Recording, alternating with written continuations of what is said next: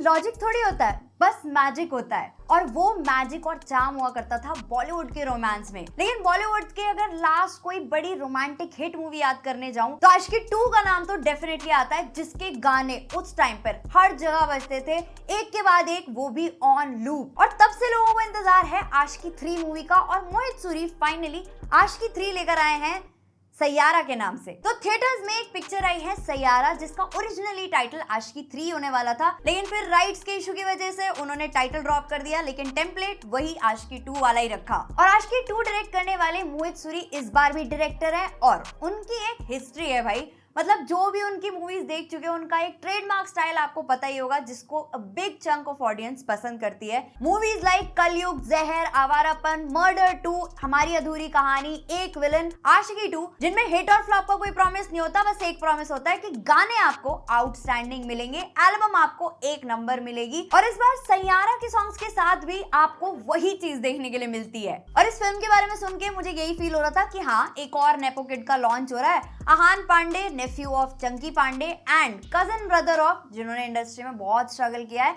अनन्या पांडे। मुझे क्यों तोड़ा? लेकिन ट्रेलर देख के आई वॉज क्वाइट इम्प्रेस्ड। तो बिना स्पॉइलर, सैयारा की स्टोरी है एक स्ट्रगलिंग म्यूजिशियन क्रिश और एक एस्पायरिंग राइटर वानी की, जो दोनों ही अपने कुछ पास्ट इश्यूज से डील कर रहे होते हैं। जहाँ पे एक तरफ लड़का हमें बिल्कुल एंग्री यंग मैन दिखाया गया और लड़की वही डरी सहमी सी। तो वहां पे कुछ ऐसा नया देखने के लिए मिलता है। इवन जब आप पिक्चर देखते हो, स्टोरी आपको काफी हद तक प्रिडिक्टेबल भी फील होती है, अंटिल पिक्चर के अंदर एक ट्विस्ट आता है। क्योंकि ऐसा तो हो नहीं सकता कि लव स्टोरी हो और उसमें कोई हार्ट ब्रेकिंग ट्विस्ट ना हो।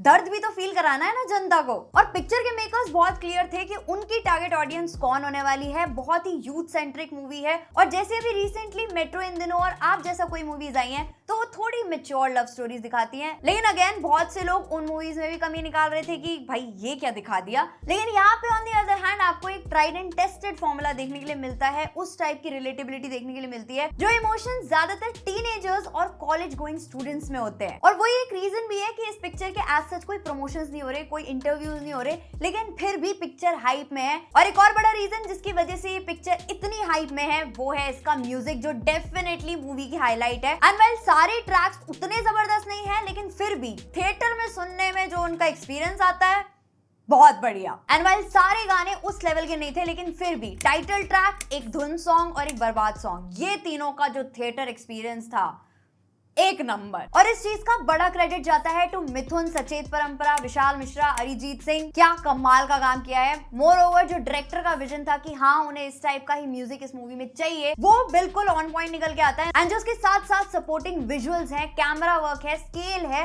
वो मूवी को और भी ज्यादा अपीलिंग बनाता है। लेकिन इस पिक्चर में गाने ही नहीं है, दो न्यू कमर्स भी हैं, आहान पांडे एंड अनीत पड्डा, जिन दोनों का ही परफॉर्मेंस सॉलिड लगता है, कंसिडरिंग द फैक्ट कि इन दोनों की ये डेब्यू मूवी है। और ऐसी रोमांटिक मूवीज में ना इंपॉर्टेंट चीज होती है केमिस्ट्री। दोनों के ऑन स्क्रीन केमिस्ट्री एकदम नेचुरल लगती है, कहीं से भी ऐसा फील नहीं होता कि हाँ, दोनों साथ में बढ़िया नहीं लग रहे। और फाइनली इतने टाइम बाद एक ऐसी एक्ट्रेस देखने के लिए मिली है जिसके चेहरे पे बोटॉक्स नहीं हो रखा था और उसके इमोशंस एक्चुअल में निकल के आ पा रहे थे नेचुरली। तो अनीत डेफिनेटली वहां पे तो अपना इंपैक्ट छोड़ते हैं। और अगर बात करूं आहान पांडे की, तो पहली पिक्चर के हिसाब से नेचुरल बॉडी लैंग्वेज, इमोटिंग में भी सही था, बस मुझे थोड़ा उनका एक्सेंट का प्रॉब्लम लगा। अदरवाइज इंटेंस सीन्स को भी सिंसियरली पुल ऑफ किया और वहां पे उनका एक्टिंग स्ट्रगल नहीं दिखता। इवन एक स्क्रीन प्रेजेंस भी फील होता है। बाकी पिक्चर 2.5 घंटे की है, जिसका फर्स्ट हाफ स्टार्ट तो स्लो होता है, लेकिन धीरे धीरे बिल्डअप बन जाता है। इंटरवल में एक इमोशनल ब्लॉक आता है और सेकेंड हाफ थोड़ा सा डिप जाता है, लेकिन फिर पिक्चर अपने आप को रिडीम कर लेती है विद एन इमोशनल क्लाइमैक्स। तो अगर आप थोड़े सेंसिटिव इंसान हो, रोना जल्दी आ जाता है, तो शायद